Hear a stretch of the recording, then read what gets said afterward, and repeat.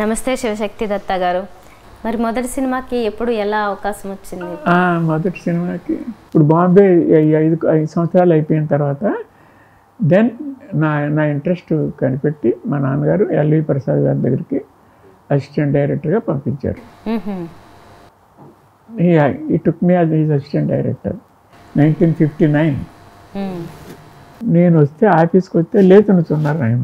నేను కూర్చునేదాకా కూర్చోలేదు. కూర్చోండి అండి ఏంటి అలాగే అంటున్నారు ఆయన.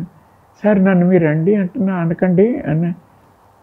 మీరేంటో మీకు తెలియదు, you don't know what you are. మిమ్మల్ని అండి అనే అనాలి. ఫ్యూచర్లో మిమ్మల్ని అండి అనవలసి వస్తుంది. సో ఇప్పటి నుంచి నేను అంటున్నా అనేవాడు. Okay, God bless his soul. తర్వాత అలా ఉన్నాను, స్టడీ చేస్తుంది. అలా ఉండకుండా ఒక 6 నెలలు ఈ studied me. I use to narrate stories. Cinema Malleshwar అంటే నాకు ప్రాణం. మల్లీశ్వర్ అనే సినిమా, ఆ షాపు, ఎన్టీఆర్, భానుమతి అంటే నాకు అంత పరవశం. నాకు 1951లో మల్లీశ్వర్ సినిమా చూసా. ఆ సినిమా చూసినప్పుడు నాకు అనుభూతి ఎలా ఉందో even today I feel the same, not an iota less. అదే భావన, అదే స్పందన. ఆ పాటలంటే అంత ఆరాధన నాకు. అలాగే భానుమతి అంటే అంత ఆరాధన. నేను 3 సంబంధాలు నాకు వద్దనేసాను. అందులో ఫస్ట్ ఏంటంటే ఎల్వి ప్రసాద్ గారే వారి అమ్మాయిని నాకు ఆఫర్ చేశారు పెళ్లి చేసుకోమని.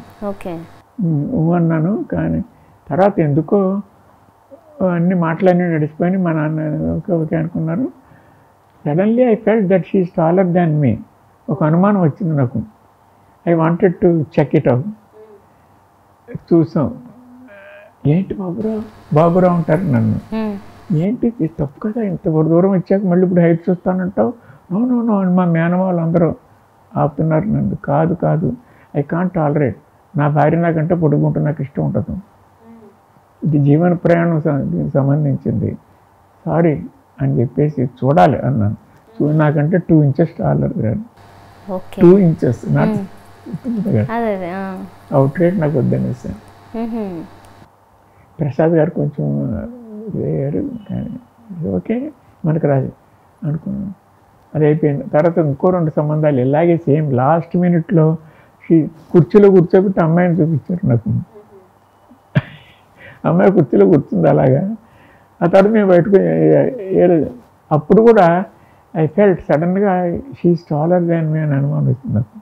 ఏదో ఇన్ఫీరియారిటీ కాంప్లెక్స్ ఏదో ఉంది నాకు అనిపించి అది కూడా తిరస్కరించేశారు. అప్పుడు the father of that girl happens to be one of the close relatives of one of the producers in Madras. ఆ అమ్మాయిని పెళ్లి చేసుకుంటే the next minute I will be directing a film అనమాట. The next day. అర్థమైందా? అటువంటి chance అన్న ఆ world అన్న ఆయన ఎంత లక్కీ ఛాన్స్ ఏమవుతుంది అనే ఎంత చెప్పిన నో అనేసి అది కూడా అలా పోయింది. ఇంకోటి కూడా అలాగే పోయింది మొత్తం. తర్వాత ఫైనల్గా ఇంకొక అమ్మాయిని ఏదో చూడాలి. అది చూసినప్పుడు వడ్లమూరి అండి. వడ్లమూరి పేరు విన్నావా? ఇక్కడ కాకినాడ దగ్గరే. అక్కడ ఏదో సంబంధం అంటే నేను, మా నాన్నగారు, మా అమ్మ, మా అక్క అందరం వెళ్ళాం. అక్కడ షీ ప్లేడ్ హార్మోని కొంచెం. తర్వాత వీణ ప్లే చేసింది. While she was playing veena her hands are trembling. పేరేంటి అని అడిగా. నేను the most beautiful fair complexion, అందంగా ఉండాలి, అలాంటిదైతేనే అని ఉండేది నా మనసులో. బికాజ్ ఐ మీన్ ఆర్టిస్ట్ కాబట్టి ఒక ఊహాసుందర ఏదో ఉంటుంది కదా, అలా ఉండాలి, అలా ఉండాలి అని అనుకుంటూ ఉండేవాడిని నేను. She was not fair, neither black also. మామూలు ఏమీ అసలు పెద్ద అందమైనది కాదు, మామూలు, ఎవ్రీథింగ్ యావరేజ్. నీ పేరేంటి అన్నా. భానుమతి అంది. అంతే. So I married that name. Okay, Malleswari మీద ఇష్టంతో అంతే. I married that name. సరిపోయింది. Subsequently she gave birth to Keeravani like musician. తనకి మ్యూజిక్ అంటే ఉంది, నాకు ఉంది కాబట్టి కీరవాణి గారికి వచ్చింది అలా. ఓకే. సో మీ ప్రస్థానం చాలా విన్నాము. ఇంకోటి కూడా కొంచెం ఇంటిమేట్ సీన్ చెప్తా. ద ఫస్ట్ నైట్ అవర్ తెల్లవారుగట్ట 3 గంటల వరకు నేను పాటలు పాడుతూనే ఉన్నాను, తను వింటూనే ఉంది. మీరు పాటలు పాడుతున్నారు? మీరు పాటలు పాడుతున్నారు? నేనే, తనేం పాడలేదు. ఓకే. She very shy. నేనే పాడాను, 2 పాటలు నేనే పాడాను, అలా వింటుంది. ఓకే. ఇప్పుడు తేజ ఉన్నాడు కదా, డైరెక్టర్ తేజ.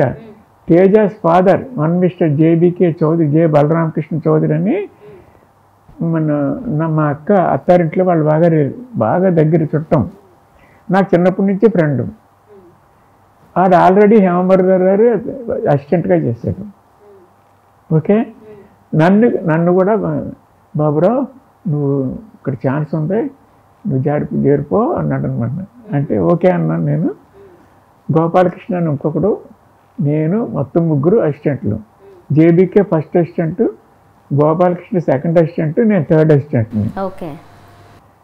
3 చేశాను. ఇక్కడ నేనేంటో తెలుసు కాబట్టి, నా నైబర్ కాబట్టి ఈ హేమాంబర్ధర్రావు గారు నన్ను ఏ పని చేయనిచ్చేవారు కాదు. ఓకే. ఆస్కర్ బాబ్జీ గారు మీరు ఇక్కడ కూర్చోండి, నా పక్కన చైర్ వేసి కూర్చోండి, చైర్ వేయించి ఆయన ఇక్కడ కూర్చుని జస్ట్ నన్ను అబ్జర్వ్ చేస్తూ ఉండండి, ఏం చేస్తున్నారు చాలు, మీరు ఏమి చేయక్కర్లేదు అని స్టార్ట్ కట్ యాక్షన్ చెప్తాను.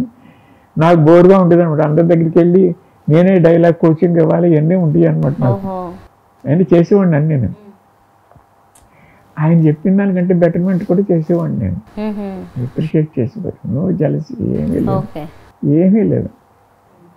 Because I was very smart from the beginning. Dialogue correct చేసేవాడిని, డిక్షన్ కరెక్ట్ చేసేవాడిని, మోడ్యులేషన్ కరెక్ట్ చేసేవాడిని. రైటింగ్లో కూడా ఇది ఎలా ఉండకూడదు, ఎలా ఉండాలి కరెక్ట్ చేసేవాడిని. తీసుకొని షీట్ తీసుకొని దానికి దేనికి అబ్జెక్ట్ చేయలేదు ఆయన. ఓకే. ఇలా ఉండగా అతను ఏం చేశాడు, బాబ్జీ నేను చూసా అతను చేసి అన్ని చూపిస్తాను కూడా, స్టూడియోకి వెళ్ళాను అని నువ్వు you join hands with me, మన ఇద్దరం కలిసి చేద్దాం. బికాజ్ నాకు తెలుసు నీ ఆర్ట్లో నాకు 10వ వంతు కూడా నా ఆర్ట్ లేదు, నాకు తెలుసు.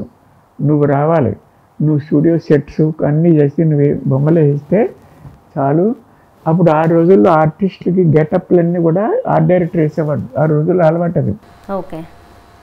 విశ్వామిత్రుడు ఉంటే ఇలాగ, రెస్టారెంట్ ఇలాగ, రాజు అంటే ఇలాగ, ఇలా ఆ కాస్ట్యూమ్స్ అవన్నీ గెటప్స్ అన్నీ మీ స్కెచ్లు వేయాలన్నమాట. ఆ స్కెచ్లు నువ్వు వేసి పెట్టు, నాకు సెట్ స్కెచ్ చేసి పెట్టు, ఎగ్జిక్యూషన్ అంతా నేను చేస్తా. నువ్వు స్టూడియో చుట్టూ తిరగక్కర్లేదు, కష్టపడక్కర్లేదు, కార్పెంటర్ల చుట్టూ అన్నీ. ప్లస్ మన ఇద్దరి పేరు ఉంటుంది, నీ పేరే ముందేస్తా. ఇది ఆల్రెడీ ఆయన ఎస్టాబ్లిష్డ్ ఆర్ట్ డైరెక్టర్, ముందు నీ పేరు ఉంటుంది. కమలేష్ అప్పుడు నా పేరు, బాంబేలో కమలేష్ అని మార్చుకున్నా. కమలేష్ కింద నాగేశ్వరరావు అని ఉంటుంది అని. ఇంకా ఏం చెప్పాడంటే ఆర్ట్ డైరెక్టర్ కొన్ని ఇన్కమ్ చాలా సామాన్యం, ప్రతి చోట కమిషన్ ఉంటుంది. కాస్ట్యూమ్స్ కొనే దగ్గర, జ్యువెలరీ కొనే దగ్గర, ఇక అందరి దగ్గర కమిషన్ ఉంటుంది, చాలా డబ్బు వస్తుంది. అందులో 50% నీకు ఇచ్చేస్తా. ఇంత టెంప్ట్ చేశాడు అనమాట నాకు. ఎంత టెంప్ట్ చేస్తున్నా నేను, I was a fool to reject it. ఎందుకంటే నా మైండ్ డైరెక్షన్ మీద ఉంది. ఆర్ట్ డైరెక్షన్ అంటే ఆఫ్టర్ ఆల్ వాట్, అర్థమైందా? ఒక డైరెక్టర్ ముందు ఆర్ట్ డైరెక్టర్ ఏముంది అసలు, సారీ అనేసి అలా రిజెక్ట్ చేస్తాను నేను. దీని వెనకాలే పడ్డాను అనమాట. ఇలాగ ఇలా ఉండగా సడన్గా మా తమ్ముడు ఇమ్మీడియట్లీ నెక్స్ట్ మీ అడ్డతీగల దగ్గర బ్రిడ్జ్ కాంట్రాక్ట్ తీసుకున్నాడు అనమాట. My father was a contractor originally, highways contract, very big ace contractor in 2 districts. East west గోదావరిలో మా నాన్నగారి పేరు తెలియని వాళ్ళే లేరు. హైవేస్లో పెద్ద 150 ఎకరాల వ్యవసాయం ప్లస్ పెద్ద కాంట్రాక్టర్. ఆ తమ్ముడు కాంట్రాక్ట్ తీసుకుని, అన్నయ్య నువ్వు వచ్చి నాకు ఈ బ్రిడ్జ్ హెల్ప్ చెయ్యి, నేనే పడలేను, నువ్వు అన్నీ తెలిసి నీకు అన్నీ ఏదైనా సరే నువ్వు చేయగలవు, ఒక్క 6 monthsలో అయిపోతే 75,000 ప్రాఫిట్ వస్తుందని ఎస్టిమేట్ చేస్తున్నారు అందరూ. అది నీకే ఇచ్చేస్తా, నువ్వు సొంతంగా సినిమా తీసుకుంటూ కానీ why should you work with anybody else అని నన్ను టెంప్ట్ చేసాడు అనమాట.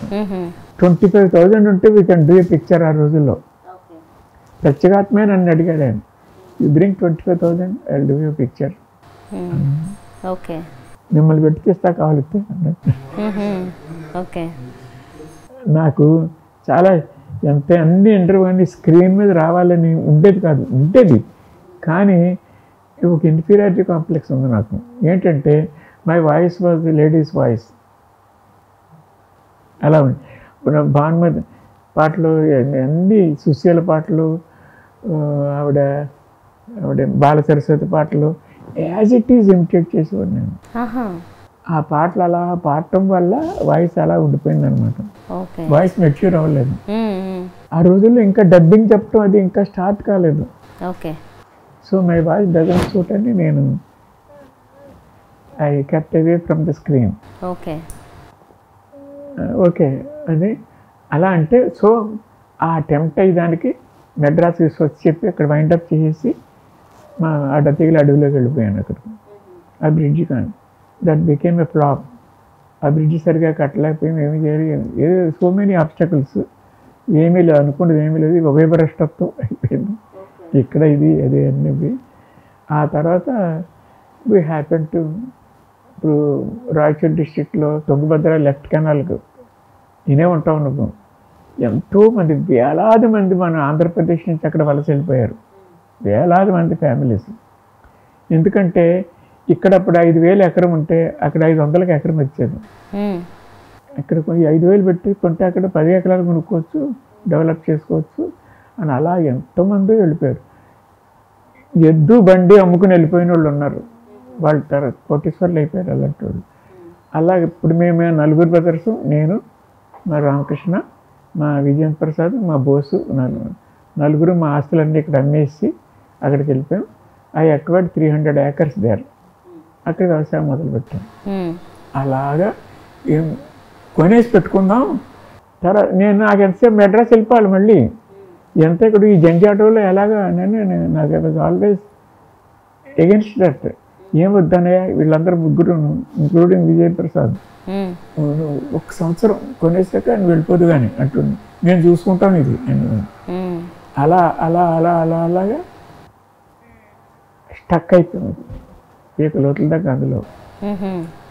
కదలా 16 years I was stuck there. The prime life of my life. నా ఇదిలో ఇండస్ట్రీలో ఉండవలసిన వాడిని 16 సంవత్సరాలు అజ్ఞాతవాసం చేశాను నేను. సో మీ ప్యాషన్ అంతా ఇంకా దానికి అక్కడ అంకితం. పాండవులు 12 సంవత్సరాలు 1 సంవత్సరం అజ్ఞాతవాసం చేశారు.